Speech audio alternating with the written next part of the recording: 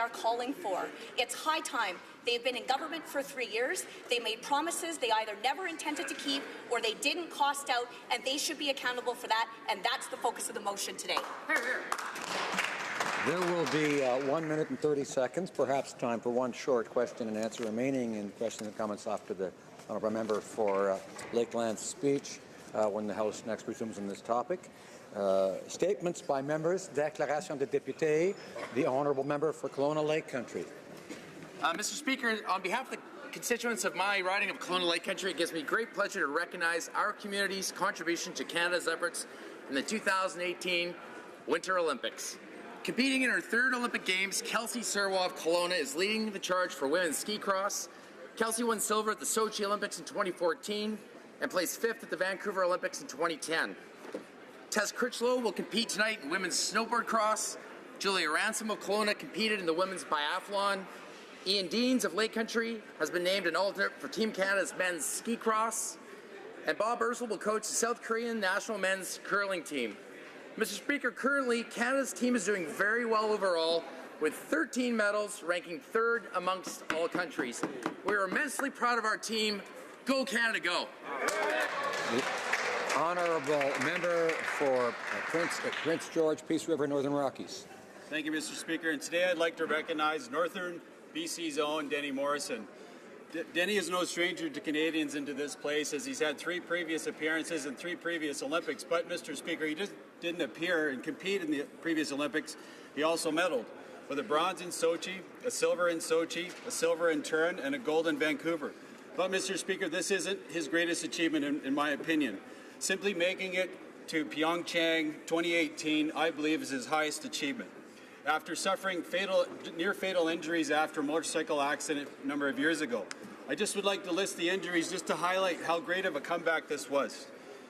Broken left fibula, broken right femur, punctured lung, tore the ACL in his knee, ruptured liver, lacerated kidneys, bruised heart, fractured ulna, broken kneecap, fractured a small bone in his spine, damaged intestines, separated shoulder, sliced a forearm open with 77 stitches to repair it, cut across his quad, concussion, and a damaged jaw. Not to mention, Mr. Speaker, if it wasn't bad enough, he had a stroke a year later while training in Utah. As Denny stated, I had broken bones, but my spirit remained unbroken. To Denny, our hero. The honourable member for Charlottetown. Thank you, Mr. Speaker. 53 years ago today, the Canadian flag was raised for the very first time here on Parliament Hill. Nowadays, our flag is the most cherished symbol of our Canadian identity. That's why on February 15th each year, we celebrate Flag Day. In my riding of Charlottetown, which was recently recognized by law as the birthplace of Confederation, there's immense pride in our flag. This pride can be seen when driving through the streets of our beautiful city and seeing our maple leaf proudly flying from people's porches. As our best and most talented athletes are currently wearing their red and white uniforms in Pyeongchang, this is the perfect time to be celebrating the flag that they so proudly wear. Merci et juste. Thank you, and happy Flag Day to everyone in Charlottetown and all across the country. Member for Kootenay, Columbia. Mr. Speaker, sometimes life just isn't fair. On February 3rd, 2018, a tractor-trailer lost control on Highway 3 in my riding of Kootenay, Columbia, and ran head-on into a truck, resulting in the deaths of Clayton Murrell and Joan McKinnon. This tragedy has left their families, friends, co-workers, and the people of Cranbrook with a deep sense of loss. Memorials in front of the fire hall and community pool are testaments to how much they were loved. Clay was a fire department captain and was well known for his kindness, his constant teasing, and for always asking what is the right thing to do. Joan was aquatic supervisor with the Leisure Services Department, training hundreds of lifeguards. Her dedication recognized with the Life Saving Society's 2000 Outstanding Achievement Award.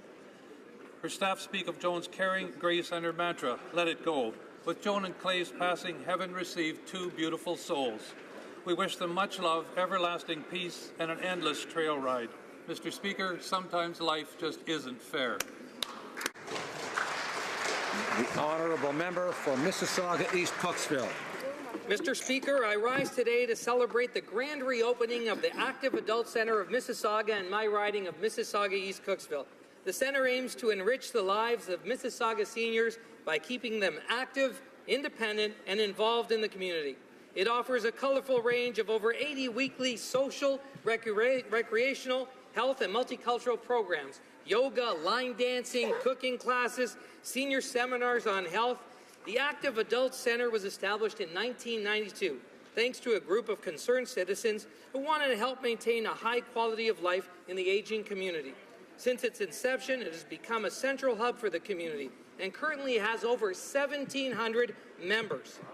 As a charitable organization providing affordable and accessible programs, it goes out of its way to meet the diverse social, and educational needs of its members. Speaker, I'm a proud member of the Centre, as it's open to those who are 50-plus young. And Speaker, I wish them another 25 years of success. Thank you, Mr. Speaker. The honourable member for Lambton, Kent, Middlesex. Pyeongchang 2018 Winter Olympics. It seems that every opportunity that we get, we're watching our Canadian athletes compete in the Olympics and are continually impressed with their incredible talent and perseverance. The number of bronze, silver, and gold medals keep going up each and every day. The first gold was won by the figure skating team in which Canada's opening ceremony flag bearers, Scott Moyer and Tessa Vircher, led. Mr. Speaker, on Family Day in Scott and Tessa's skating hometown of Ilderton, the community centre will be packed as we cheer on Tessa and Scott in the ice dance event, and watch this dynamic ice dance team pursue yet another gold medal. Thank you to all of our athletes as you represent this incredible country of Canada. We wish all of you every success. The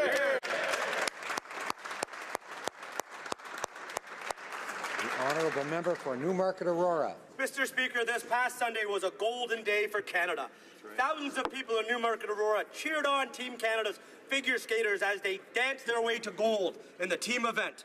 When all was said and done, Newmarket's very own Gabrielle Daleman stood atop the podium alongside her golden teammates. Gabby is a two-time Canadian champion and can now add Olympic gold medalist to her name, all by the age of 20. Gabby's performance was absolutely spectacular. The twists, the turns, the spins, and the impressive triple-toe jumps. Her performance made us all #hometown proud. Gabby will next take to the ice on February 20th when the ladies single skating competition gets underway. Gabby, you can be sure that all of Newmarket Aurora will be cheering you on as we watch live from Riverwalk Commons at 8 p.m. Congratulations, Gabby, and good luck. You make Gabby. all of us proud. Go, Gabby, go! Go!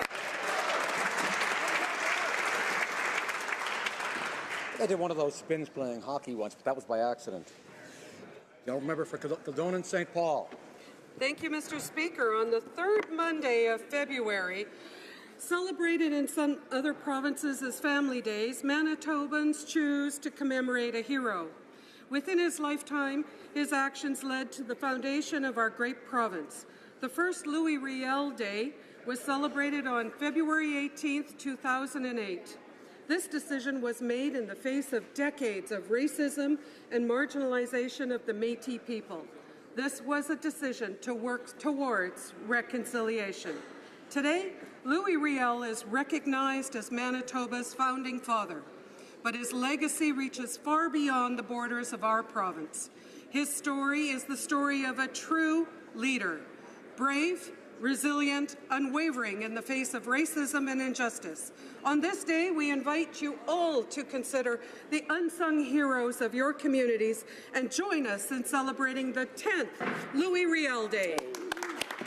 The honourable member for Saskatoon Grasswood. Mr. Speaker, the Liberal government changed the rules around which employers can qualify for funding for the students through the Canada Summer Jobs Program by requiring applicants to sign on to the Liberals' value test. I have spoken extensively to groups in Saskatoon Grasswood. Let me just share one of the many comments from my office. Pastor Eldon Bolt wrote, and I quote, "The concern is the intent to stop funding groups that oppose matters of conscience. This is a slippery slope for the government to blatantly deny funding to groups who hold opposing values. What happened to diversity and tolerance? The right to freedom of belief and opinion is guaranteed by Canada's Charter of Rights and Freedoms. Mr. Speaker, I join my constituents in the call for the government to immediately remove the shameful attestation from the Canada's..." The honourable member for Barossa. Mr. Speaker, I had the very great pleasure of taking part on February 2nd in the kickoff of Black History Month in Montreal North. At an event organized by Un Itinéraire pour tous, a dozen people of African descent were recognized for their contributions to the community. Allow me to proudly introduce them to the House of Commons. Isabelle Alexandre, Micheline Gantave, Sheila Fortuné, Rosé-André Hubert, Gerline Rigaud, Roger Petitfrère, Guillaume André, Wilson Lamar, Don Harvey Fils-Aimé, Wilman Edouard, and Pierre-Richard Simon. The award recipients richly deserved their awards for their accomplishments. They recognize, they advocate community building, integration of immigrants, and completion of studies. Congratulations to the organizers of the event, and I'd like to thank them for this wonderful model. No, member for Saint-Boniface, Saint-Vital. Mr. Speaker, from February 16th to 25th, it's time to celebrate and sing out in St. Boniface. For months, Toucan Boots, the mascot of the Festival du Voyageur, and his team have been hard at work getting ready for this huge gathering right in the heart of Winnipeg. Whereas the more than 150 artists and musicians will have your body swaying, it is the traditional French-Canadian food that will make your taste buds sing. There is no other festival like Western Canada's largest winter festival. So put on your traditional sash, get out your maple taffy stick and your glass of caribou, and come out and celebrate the history and spirit of the Voyageurs with us. The honourable member for Carleton. Imagine if someone told you the harder you work, the poorer you will become. That is exactly what governments tell people with disabilities when they get a job. They suddenly lose benefits and immediately start paying taxes, sometimes losing more than they gain. All parties and levels of governments are to blame. The Opportunity for Workers with Disabilities Act seeks to solve the problem by requiring Finance Canada calculate how much workers lose for every $1,000 they earn. If they lose more than they gain, the Finance Minister would be required to propose changes to federal taxes and benefits to fix it. Provinces would be required to meet the same standard as a condition of receiving $13 billion of social transfers. While the bill would not micromanage provincial programs, it would instill one simple principle: that people with disabilities must always be allowed to earn more in wages than they lose in taxes and clawbacks. Thank you. The honourable member for Fredericton. Mr. Speaker, today Canadians are heartbroken for our American friends and neighbours. On behalf of all Canadians, I offer our deepest sympathy to the parents, families, and friends of the 17 victims who were killed yesterday at the Marjorie Stoneman Douglas High School in Florida. We wish a full recovery to all those who were injured. Canadians were truly devastated to hear of this horrendous act. To our American friends and partners, know that all Canadians have you in our hearts today as we grieve the death of these innocent victims. We stand united during this tragic and difficult time.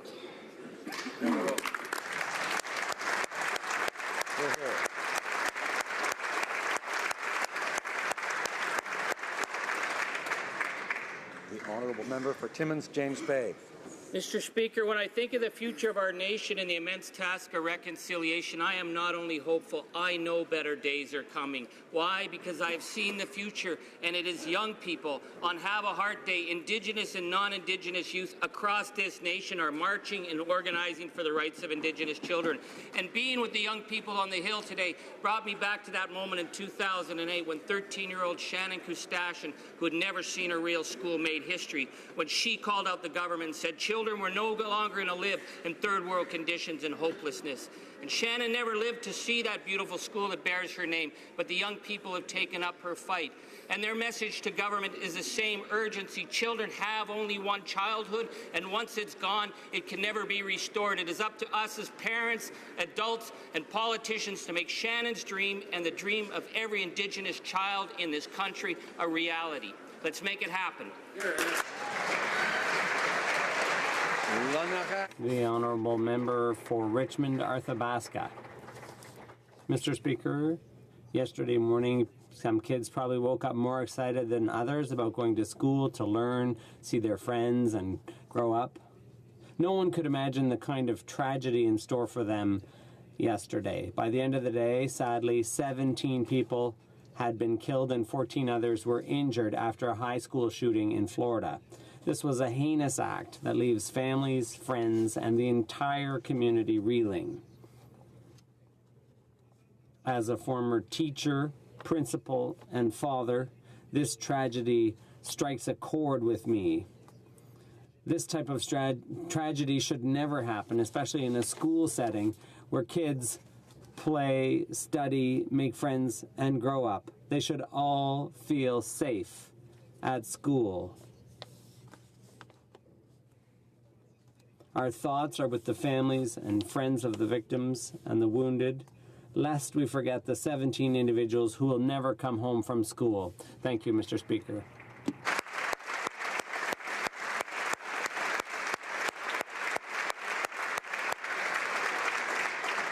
The Honourable Member for Scarborough North. Mr. Speaker, last December I had the privilege of joining our Prime Minister on Canada's official delegation to China. During this trip, we promoted trade and strengthened our bilateral ties, highlighting 2018 as the official Canada-China Year of Tourism. This year, more Chinese tourists than ever will experience our beautiful Rockies, breathtaking north, and world-class cities, and our stunning East Coast. Tourism helps drive Canada's economy, supporting over 1.8 million jobs and 200,000 small businesses across the country. There is no better time than now for visitors to experience Canadian hospitality and multiculturalism as we mark the upcoming Year of the Dog.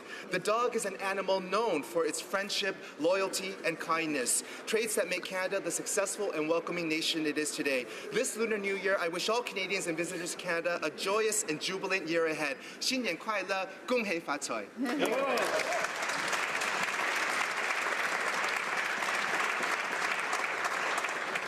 Questions orales, oral questions. The Honourable Opposition House Leader.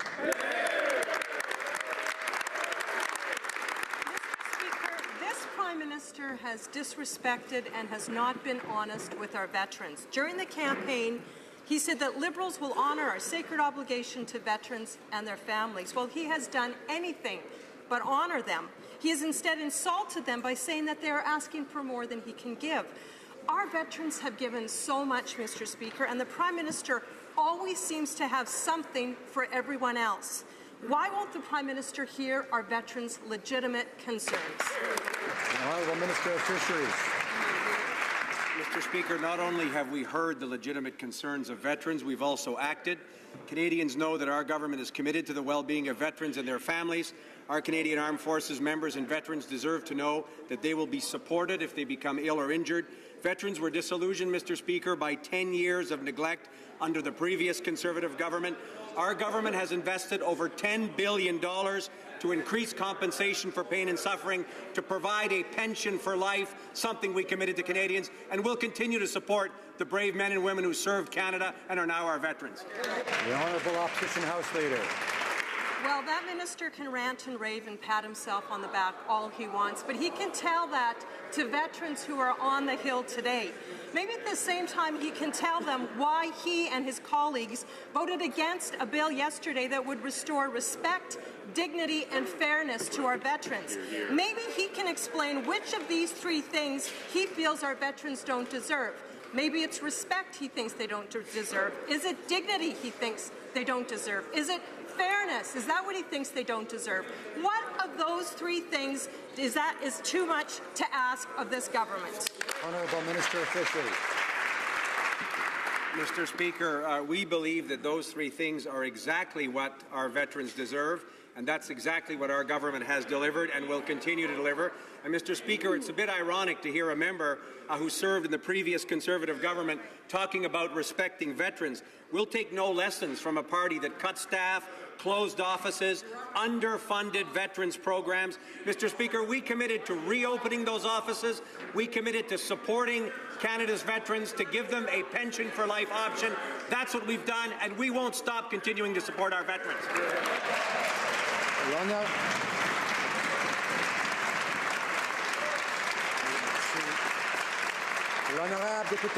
The Honourable Member for Richmond Arthabaska. Nice words, Mr. Speaker, but what's ironic, when it was time to act yesterday, they should have voted for the motion that we put forward. August 24, 2015, during the election campaign, this is what our Prime Minister said, that if he were to earn the right to serve this country as Prime Minister, no veteran will be forced to fight their own government for the support and the compensation they have earned. And we know what happened after. Why did the Prime Minister, once elected, break another promise and abandon our veterans and their families? The Honourable Minister of Fisheries. Mr. Speaker, as I said earlier, we have done exactly the opposite of what my honourable colleague alleges. We have made solemn commitments to our veterans during the election campaign, and not only have we kept those commitments, for example, the pension for life, we will continue to further support the brave men and women who have served Canada. We have no lesson to learn from the former Conservative government. The Honourable Member for Richmond Arthabaska. During that time, yesterday, the whole bunch of Liberal MPs stayed seated when it was time to rise their support for veterans. And now here's the mandate letter from the Prime Minister to the Minister of Veterans Affairs. As Minister of Veterans Affairs, your overarching goal will be to ensure that our government lives up to our sacred obligation to veterans and their families. That's what... And how do we square that with the disrespectful comments of the Prime Minister to a veteran for Edmonton? Will he apologize to all veterans all over Canada? The Honourable Minister of Fisheries. Mr. Speaker, our Prime Minister was very clear during the election campaign.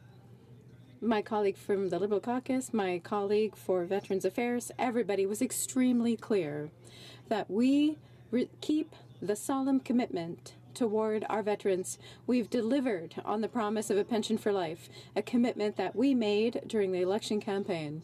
And, Mr. Speaker, it's a little ironic, I'm sure you will agree with me, to hear a member from the Conservative Party to tell us about respecting veterans. Maybe they could talk to Julian Fantino and ask him what respect for veterans really looks like. The Honourable Member for Richmond Arthabaska. The reality is just more rhetoric and another broken promise. To govern is to prioritise. But after 2.5 years, the Prime Minister has not grasped this notion. And he dares to say to a veteran in Edmonton that veterans are asking for too much money, when every day we find out about irresponsible expenditures and gifts to Liberal cronies. A temporary skating rink in front of the Parliament, over $1 million to renovate a minister's office, and billions of dollars in deficits every year. Will the Prime Minister apologize? The Honourable Minister of Fisheries. My colleague, Mr. Speaker, can't criticize us for deficits and, on the other hand, ask us to invest more to help veterans. Mr. Speaker, we have invested over $10 billion to support our veterans. We have made solemn commitments during the election campaign. We respect our veterans, unlike the party opposite when they were governing. We will continue to further support the brave men and women of our armed forces. The Honourable Member for Berthier-Masquinongé. Veterans are calling on this government to listen to them. Our veterans put their lives on the line for this country, and the least we can do is to recognize their dedication, is to support them when they come back home. Yet successive governments, Conservative and Liberal, have been fighting veterans in court, and they are saying that they are asking for too much that we can give. What happened to the Prime Minister who promised to do right by our veterans and give them the support they deserve? Mr. Speaker, how can this Prime Minister and this government have this broken promise for our vets? Honourable Minister of Fisheries. Mr. Speaker, I thank my honourable colleague for the question. I think we have been very clear in the election campaign, but more importantly, since we formed government over 2.5 years ago, that we respect the sacred obligation that Canada has towards our veterans. Not only did we commit, Mr. Speaker, for a pension for life, something that my colleague, the Minister of Veterans Affairs, has delivered for the brave men and women who've served in our Canadian Armed Forces. Mr. Speaker, we committed to reopening offices closed by the previous government. We committed to increasing support for mental health services, and we will never stop doing more to support the brave men and women who served our armed forces. The Honourable Member for Berthier-Masquinongé. Then stop fighting them in court. While many other countries know how much money they are losing to tax evasion and avoidance, that's not the case here. The Parliamentary Budget Officer has to fight with the CRA and the Liberal government to get the documents it needs to perform this calculation. The Parliamentary Budget Officer had to threaten to take the agency to court before it deigned to act. This is unacceptable. Monday in the House, the Prime Minister said that there was an agreement concluded to finally provide these documents to the PBO. If this is the case, why does he not share the content of this agreement with the House? The Honourable Minister of International Development. Thank you, Mr. Speaker. We will study the tax gap.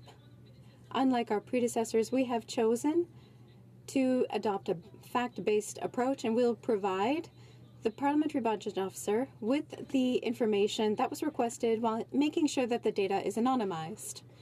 The agency published 3 studies and held conferences on evaluating the tax gap. Thank you. The Honourable Member for Sherbrooke. The Liberals say that they want to fight tax evasion, but agreements signed with Grenada and Antigua and Barbuda clearly say the opposite.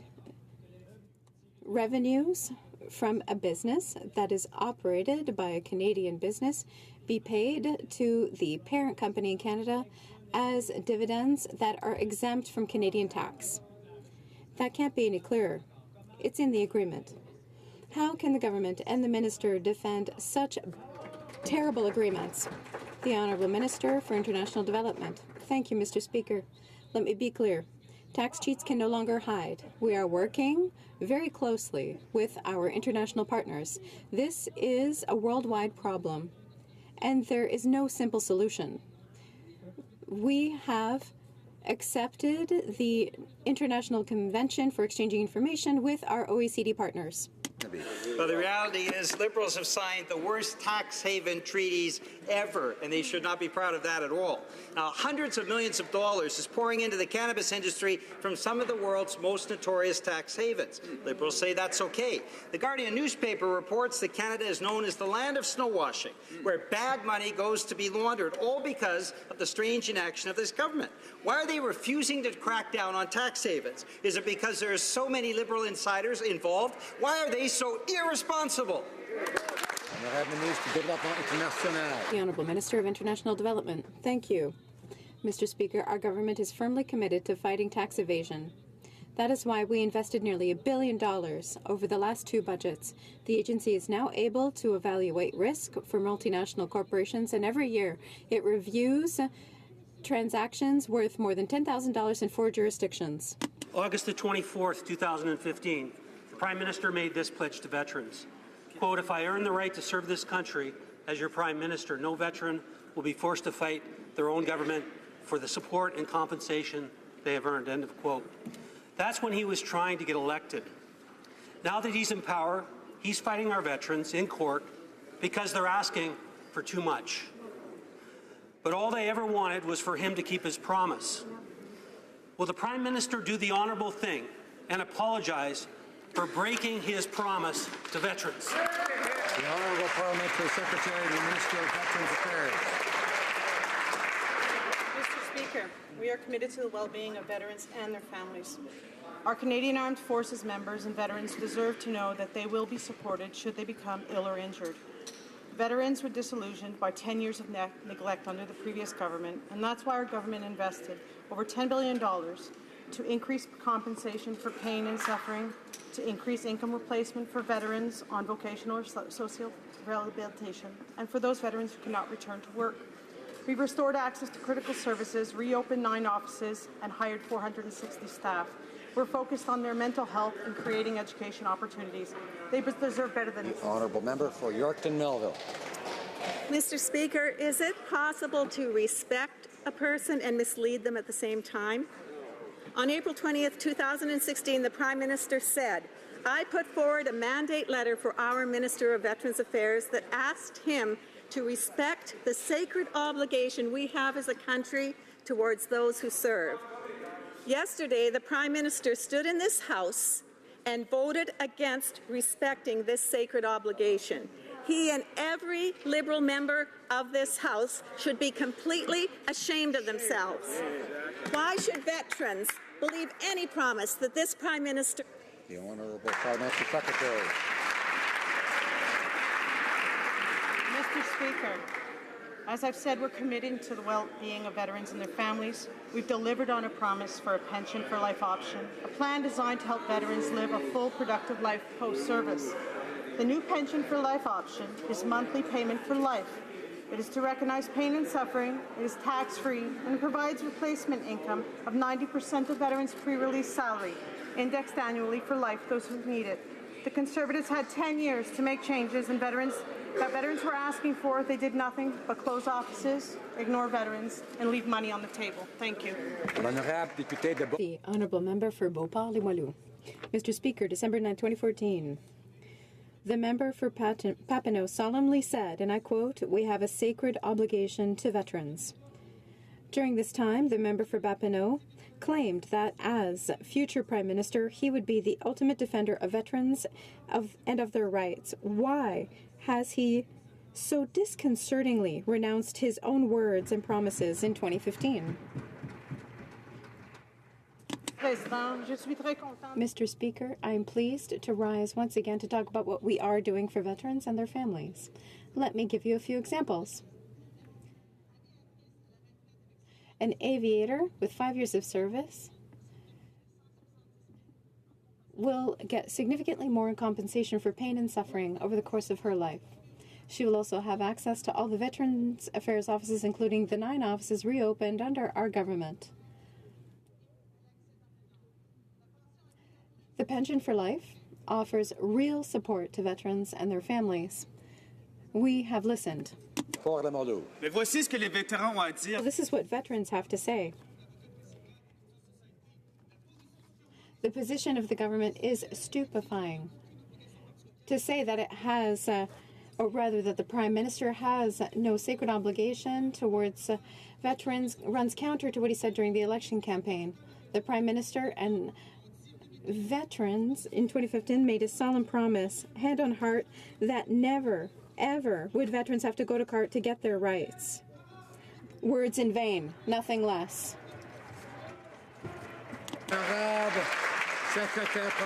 The Honourable Parliamentary Secretary to the Minister of Veterans Affairs. Mr. Speaker, our government is determined to pay homage to the service and sacrifice of veterans and their families. We are working tirelessly for veterans and their families to give them the support and care they need, when they need it, and to encourage Canadians to remember those who have served. We continue to listen and to work with veterans, members of their families, and other stakeholders from coast to coast. In Budget 2016, our government invested more than $5.7 billion to reestablish access to essential services and to make sure that veterans had better compensation. Thank you. Mr. Speaker, I know the Parliamentary Secretary cares. I know she has family members who serve. So I'd ask her to put down the talking notes, stop talking about hypothetical veterans, and make this pledge to this House. There are real veterans that this Prime Minister is forcing to go to the Supreme Court of Canada, Mr. Speaker, because of his broken promises. Will the Parliamentary Secretary commit to this House to end the Equitas lawsuit? Honourable Parliamentary Secretary, the Minister of Veterans Affairs. Thank you, Mr. Speaker, and I thank the member for his question and for his service to our country.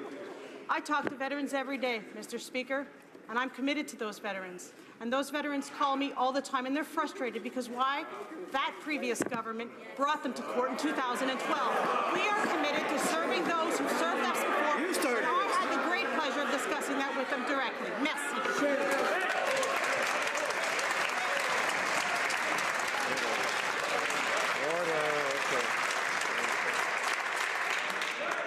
Order. Order. Order. The honourable member for Durham will come to order. I know he wants to have this exchange, so we need to have quiet so we can hear both sides of his exchanges. The honourable member for Barrie Innisfil. Mr. Speaker, it was actually that party that restarted the Equitas lawsuit. $10.5 million for Omar Khadr, billions to pet projects, billions outside of Canada, including $500 million to China to build infrastructure in that region. Right. It's amazing at how much light speed money flies out the Liberal door for other countries. But when our veterans ask for what they're promised, the PM says they're just asking for more than we can give them. Will the Prime Minister apologize to veterans for that comment? Hear, hear. Honourable Parliamentary Secretary.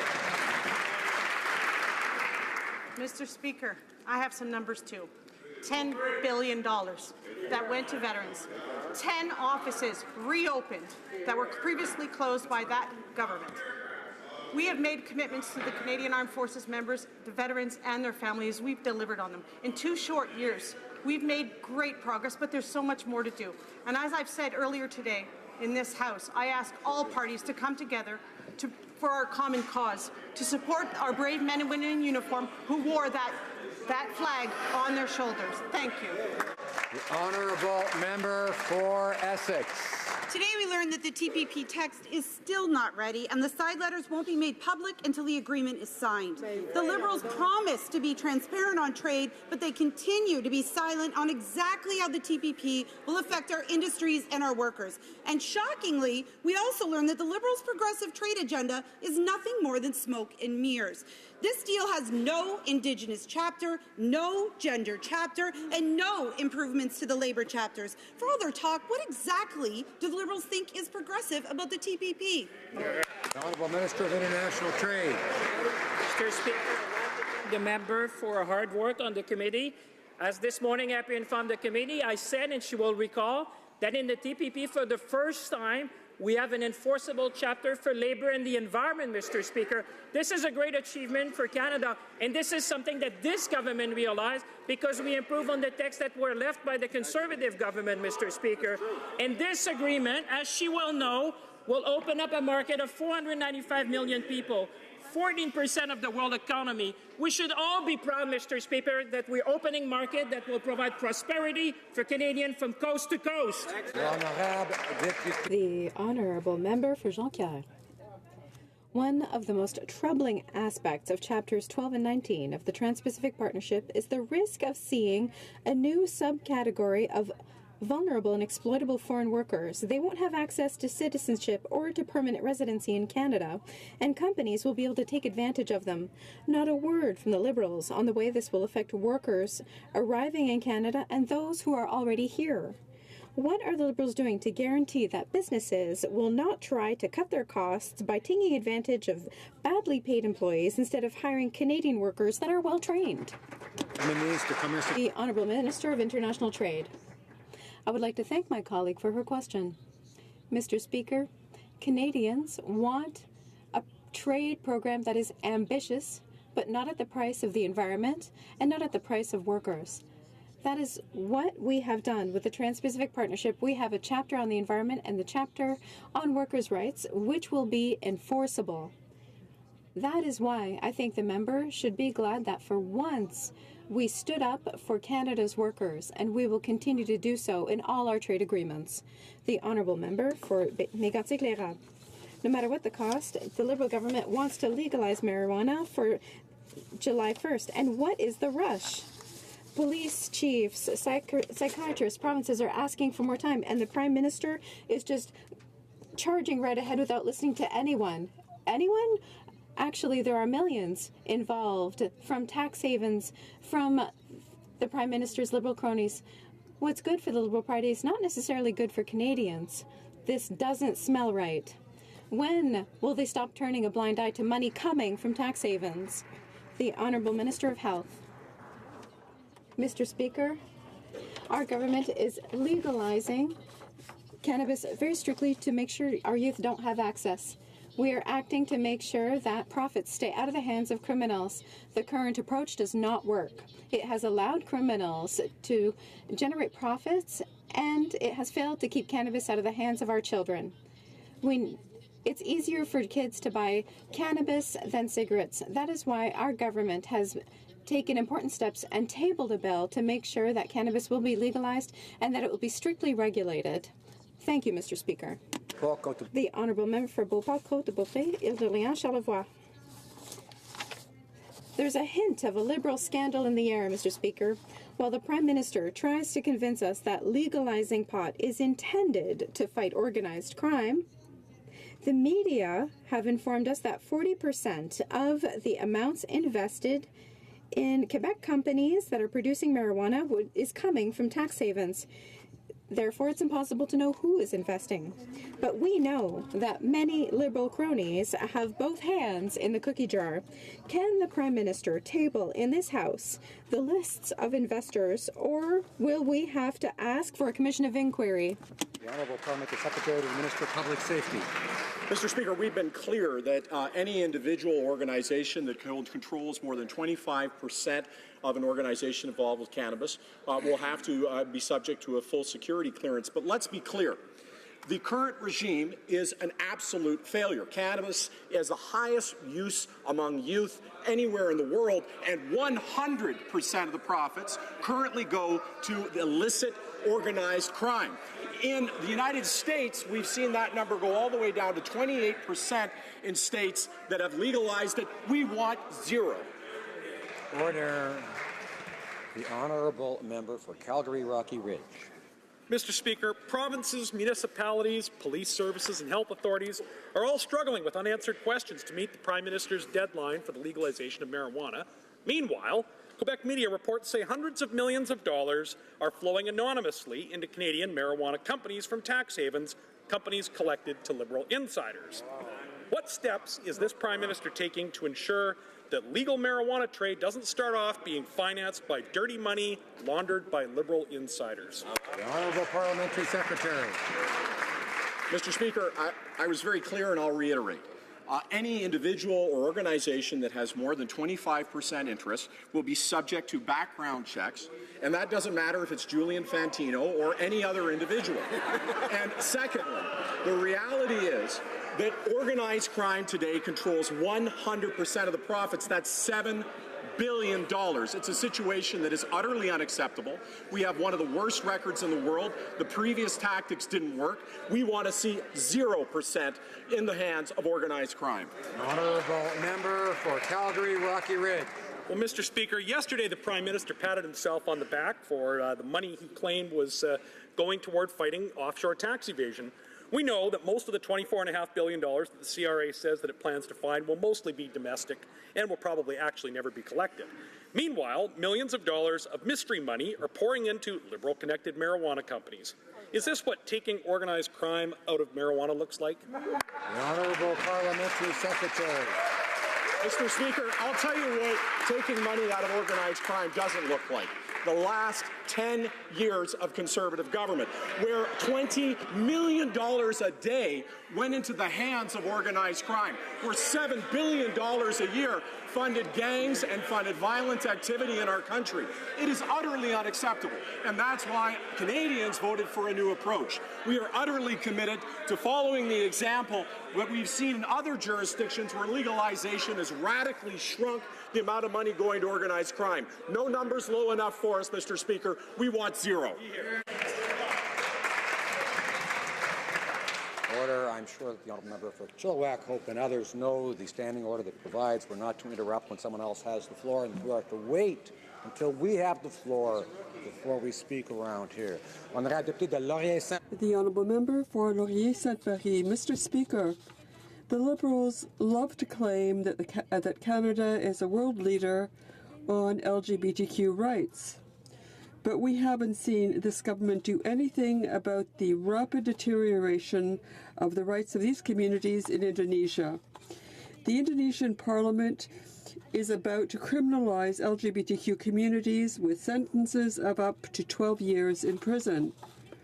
Has the government approached the government of Indonesia to convince it to not accept this major setback with respect to LGBTQ rights? The Honourable Parliamentary Secretary. Mr. Speaker, our government is an ardent defender of the rights of the LGBTQ2 community. And this is why we have appointed a special advisor, a colleague from the LGBTQ2 community, to help bring in Syrians. This is one way we've helped this community.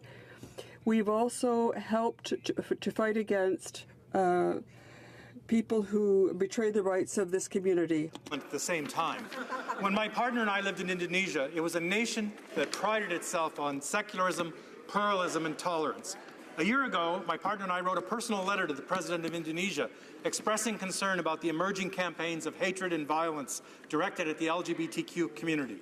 This week, Indonesia is debating a law that would criminalize our community. This will place our family, friends, and more than 20 million Indonesians at risk of discrimination and violence. Will the Prime Minister join me in expressing concern directly to Indonesia's President about this attack on LGBTQ rights and safety? The Honourable Parliamentary Secretary to the Minister of Foreign Affairs.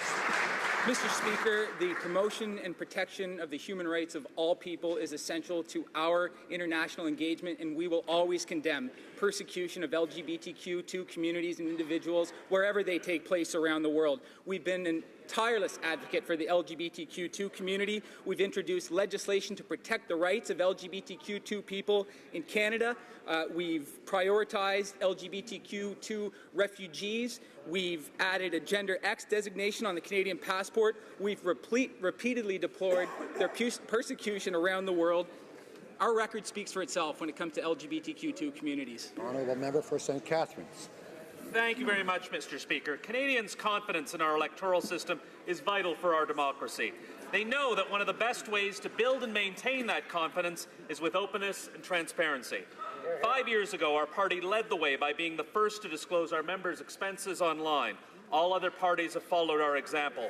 We are once again leading the way forward with stronger standards in political fundraising. Can the Minister of Democratic Institutions please update this House on the efforts she's already made to make political fundraising more open than ever before? Honourable Minister.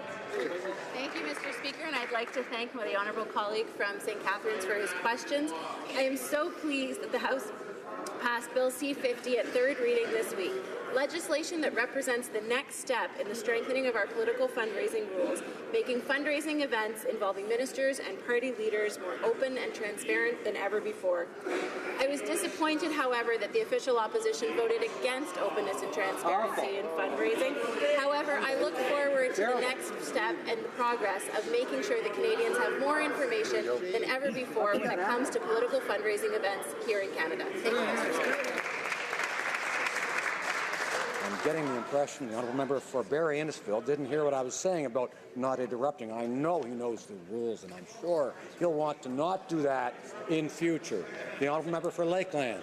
Mr. Speaker, on Tuesday, the Prime Minister warned about, quote, the chances of getting that pipeline built. Also this week, the Prime Minister said he's, quote, making sure we come to the right place, that's in the national interest. But I thought the Liberals approved the Trans Mountain expansion in 2016 because it is in the national interest. Maybe the minister can tell us, why is the Prime Minister now wavering on whether the pipeline is in the national interest right now and on whether it's going to get built? Honourable Minister of Natural Resources. Mr. Speaker, the answer is the same on Thursday as it was on Monday, Tuesday, Wednesday of this week and all last week. And the Prime Minister has been unwavering of his support of the pipeline. Why is it in the national interest? Because it creates jobs, it expands our export markets, and at the same time we invested an unprecedented $1.5 billion in an ocean protection plan that's world-class, at the same time co-developed with Indigenous people the way in which we can make sure that this is done in a safe way. Why can't the honourable member take yes for an answer? The honourable member for Lakeland. But all these answers aren't actually getting the pipeline built. They should take action, and we asked for a plan. The Prime Minister says he's going to, quote, stand up for the federal government's role and responsibility. But on Wednesday, he and every one of them voted against telling Canadians exactly what he's actually going to do, Is the Prime Minister trying to buy himself some time, or does he simply lack the resolve to get it done? Honourable Minister of Natural Resources. Speaker, members of the government have said in Vancouver, Calgary, Edmonton, Regina, St. John's, Newfoundland, Montreal, Toronto, Mississauga, that we believe that this pipeline is good for Canada, and it's not only a good project for Alberta and British Columbia, it's good for all of Canada, it's good for the energy sector, it's good to expand our export markets, it's good for reconciliation with Indigenous people. It's a good project. I'm glad the member agrees. The honourable member for Haliburton, Kawartha Lakes, Brock.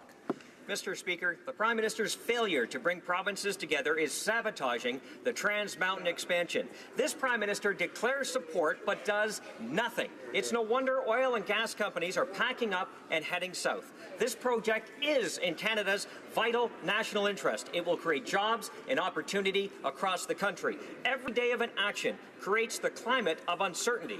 When will this Prime Minister give us a plan to get this pipeline built and finally show some leadership?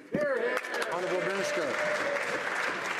Speaking of plans, Mr. Speaker, in October in Winnipeg, there was a conference called Generation Energy. 650 people came from every corner of Canada and from all around the world, from Norway, the United States, from Germany, Indigenous leaders, oil and gas leaders, those involved in renewable energy, academics, members of the New Democratic Party. The only people who didn't show up for a generational energy conference were any member of the official opposition. What is their interest in the future of Canada's energy sector? The honourable member for Calgary, Mindapur.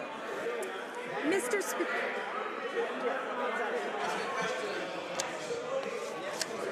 Order, order, order, order.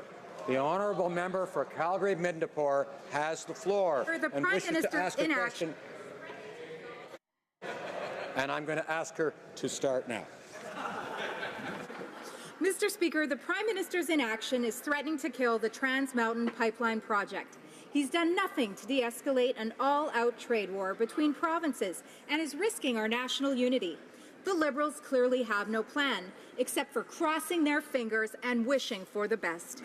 When will the Prime Minister put his foot down and stand up for the tens of thousands of jobs that this project would create? The Honourable Minister of Natural Resources. Mr. Speaker, at the Generation Energy Conference in Winnipeg, at which 650 Canadians were present, we talked about the future of energy in Canada. We talked about a transition to a low-carbon economy. We had talked about the importance of traditional sources. We talked about the oil and gas sector. We talked about job creation, Canada's responsibility in the world. This was one of the most important conversations that we have had in Canada about our energy future. It's too bad that members of the opposition didn't show up. The Honourable Opposition House Leader will come to order. The Honourable Member for Vancouver East. Canada's immigration law discriminates against people with disabilities. Even the Minister of Immigration admits that this law does not align with Canada's values on the inclusion of persons with disabilities. The Minister has been studying this issue since 2016. Committee members from all political parties agree that this law needs to be repealed. Still, there is no action. An impacted family member said, and I quote, "I always thought Canada did not discriminate against people because they are different. Will the minister adopt my private member's bill as a government bill and end this injustice?" The Honourable Minister of Immigration. Thank the Honourable Member for her question and for her work on this really important issue. As the member opposite knows, we are conducting a fundamental review of the policy to make sure that this policy continues to fit into our government's accessibility agenda. I have said it on the record and I'll repeat it again. The 40-year-old policy is out of step with our overall government's accessibility agenda, but we have to continue consulting with provinces and territories to make sure that we get it right.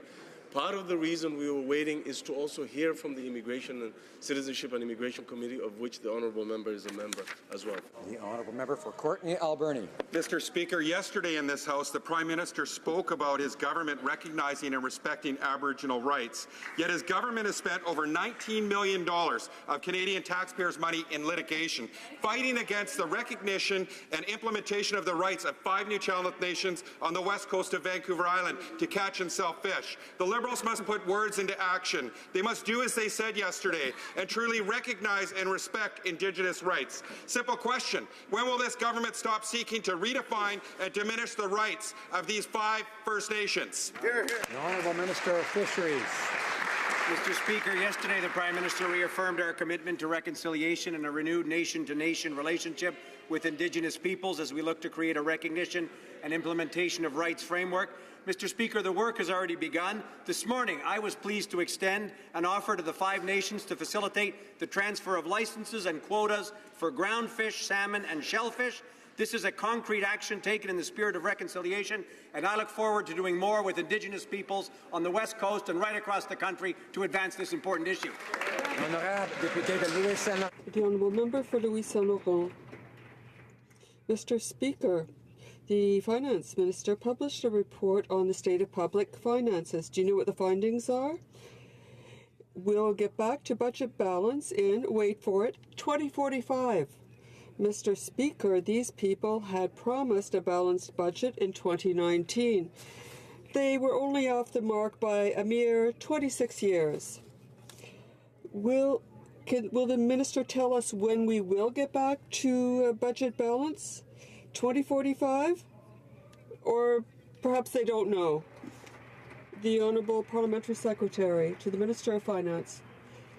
Mr. Speaker, I thank my colleague for his question, which gives me the opportunity to remind Canadians that we promised to invest in infrastructure, in programs that are bringing children out of poverty. We have done all kinds of things, more than that was done during the Conservatives. We've helped with growth. We have no lessons to learn from that side of the House. Mr. Speaker, the Prime Minister and the Finance Minister inherited great fortune. A balanced budget from the previous government, oil prices which have doubled, a booming world economy, a ferociously hungry American economy buying up goods, and yet they're blowing it. The deficit is twice what they promised, and the budget will not be balanced until a quarter century after they said it would. Will next year's budget deficit stay under $6 billion, as the Prime Minister promised? The Honourable Honourable Parliamentary Secretary, the Minister of Finance. Thank you, Mr. Speaker, and I'd like to hear the members say that to Christine Lagarde, the President of the Fund Monetaire International, who said that Canada's approach with regards to its economy under this government should go viral, because when interest rates are low, when the economy was sluggish like the one we inherited from them, it's good to make smart investments, to invest in infrastructure, invest in the future, invest in innovation, invest in our communities, which is what we've done, and the results speak for themselves. It's close to 600,000 jobs that have been created in the last 2 years. We've got no lessons to hear from them. Thank you. Honourable Member for Carleton. Mr. Speaker, it is no surprise that big international bankers would be delighted with the economic policy of this government.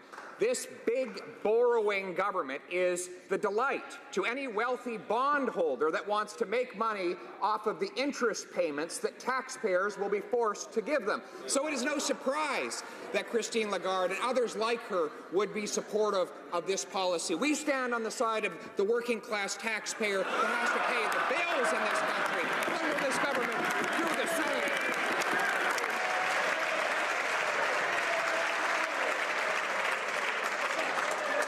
Honourable Parliamentary Secretary to Minister of Finance. Order. Thank you, Order. Mr. Speaker. And I wonder who was the working class Canadian they were thinking about when they doubled the TFSA limit, which would have benefited to the wealthiest.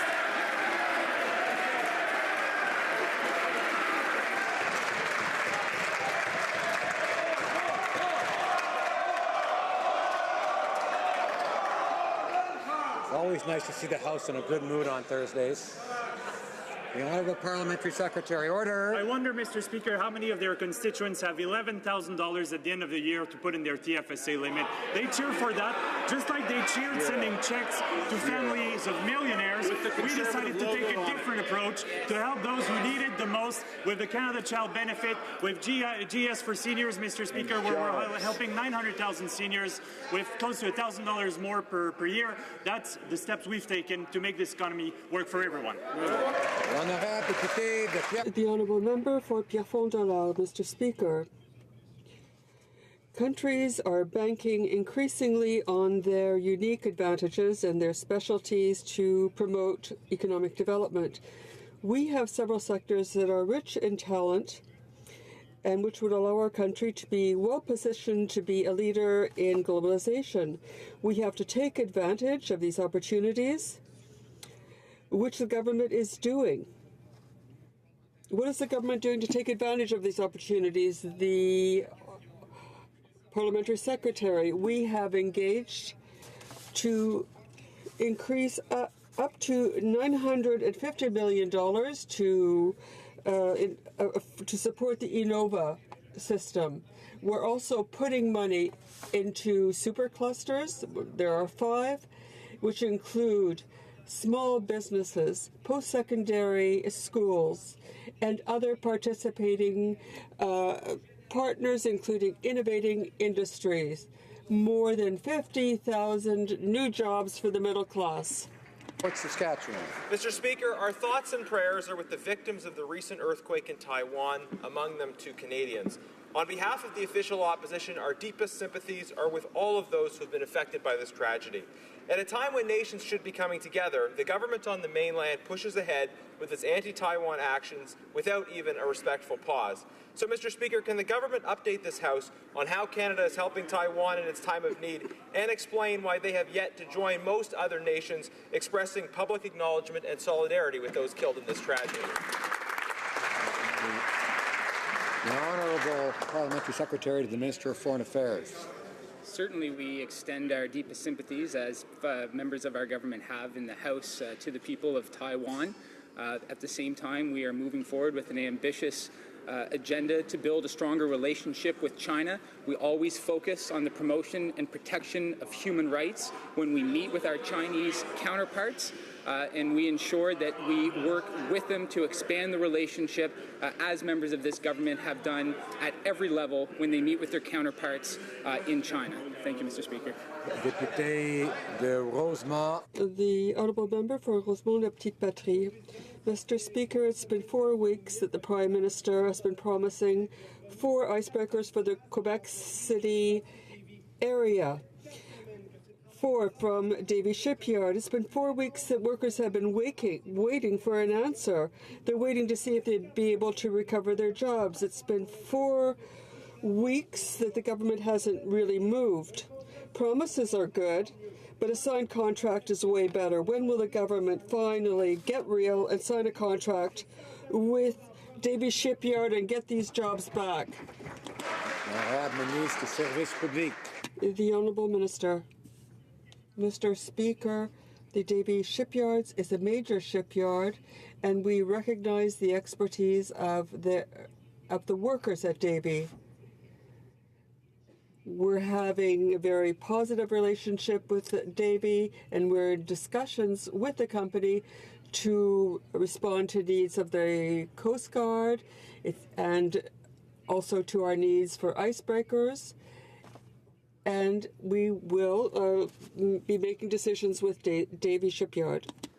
Mr. Speaker, we know that far too many Indigenous children in this country face immense challenges in comparison to non-Indigenous children, especially when it comes to health, sports, and services. We can and must close this unacceptable gap that exists. Can the Minister of Indigenous Services please update this House on how Jordan's principle is being fully implemented to address these issues? Great question. Honourable Minister. Mr. Speaker, I'd like to thank the member from Brampton South for this important question. We're absolutely committed to ensuring that no First Nations child goes without the care that they need.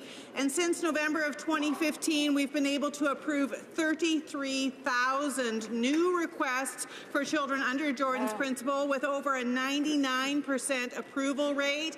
Last week, I was really pleased to be able to announce that we now have a new 24/7 call center, a Jordan's Principle call center, to make sure that families can easily access quality care and make sure no child goes without the care they need. Honourable Member for Edmonton West. Mr. Speaker, let me congratulate the Minister of Public Services and Procurement on her Taxpayers Federation Teddy nomination for government waste for the Liberal Phoenix fiasco. 2 years in and already almost $500 million over budget. Now, despite this never-ending drain on the taxpayers, it's come to light that 100% of seagoing fisheries and Coast Guard employees are being impacted. Now, when is this minister going to stop repeating empty platitudes, do her job, and fix the Liberal Phoenix fiasco? Honourable Minister of Public Services and Procurement. Thank you, Mr. Speaker. And of course, I'm happy to share that award with the previous government. It was them, of course, that treated this Phoenix pay system as a cost-cutting measure instead of the massive enterprise-wide initiative that this was. Mr. Speaker, we are doing step-by-step the things that the previous government should have done, including being completely committed, no matter what the cost, to paying our public servants what they deserve. Thank you. Alors. Order. The Honourable Member for Repentigny. The National Assembly, municipalities, psychiatrists all agree that pot legalization is going forward too quickly, but Ottawa doesn't seem to care and is pressuring the Senate to move even faster. The only thing that counts for Liberals is the money that their friends are going to make with pot. And if that money comes from tax havens, no problem. When will the Liberals work in the public interest and not in the interest of their friends? The Honourable Health Minister. Mr. Speaker, our current approach is not working. It has allowed criminals to make money and get rich and make money off our children. The Cannabis Act will come into effect in summer 2018. We will have a strict framework for distribution, sale, and possession of cannabis in Canada. We are always available to answer any questions. Thank you, Mr. Speaker. The Honourable Member for Repentigny. Let's also talk about tax havens. Well, our print media are calling for help from the federal government. What are the Liberals doing? They're spending more than half their advertising budget on Google and Facebook, who don't pay tax. Not only is the government hurting quality journalism by not supporting our print media, but they're giving money to multinationals that have set up where? In tax havens. It's a scandal. What is Ottawa waiting for to stop rewarding tax avoidance. Is it waiting for all our newspapers to close down? The Honourable Minister, Mr. Speaker, the print media are very important for our government and for our democracy. This is why we have reinvested in CBC and Radio-Canada. And now they're able to bring coverage to places like the Magdalen Islands in Kelowna, Kitchener-Waterloo, and other places. We are also renewing the periodical fund to make sure that print media can make the move towards digital, and we will continue. Thursday question. Merci, Monsieur le Président. J'ai une question pour les gouvernements. I have a question for the government.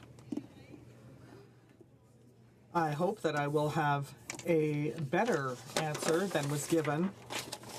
We will see. Can the government House leader tell us what the government plans for the rest of the week and for the week after our constituency week? The Honourable Government House Leader.